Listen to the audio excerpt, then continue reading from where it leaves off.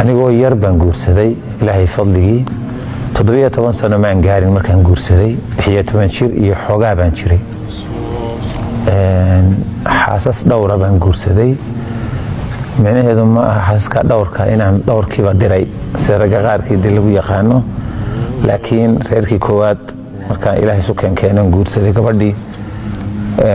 muddo kooban oo sanad ka yar baan wada joognay way iga dhimatay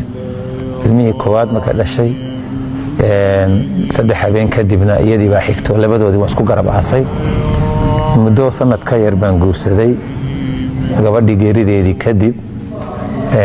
gabadha alxamdulillaah rabbil caalamiin gabadh bay dhashay iyaduna maanta ba joogto 20 jira daadii labaad iyadoo xaamil ah ayaa waxaan noqotay in geedi aan soo reerku soo galo xaggan iyo mantiqada waqooyiga loo soo wareego anaa ka soo horeeyay waalidkay la socotay raxmatullaahi calayhim iyo qoyska intiisa kale meesha la yiraahdo Jawhar bagaarigaasi kula dhacay iyadoo xaamil isku dhimatay gabadhaasina ilaahay ha naxariisto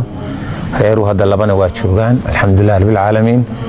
caruuruhuna way la dhowr iyo 10 weeyaan caruurta joogta hadda alxamdulillaah rabbil caalamiin ama kuwa hooyooyinka dhintooda rajaa ha noqdeen ama kuwa saamiyada dhaleen ha noqdeen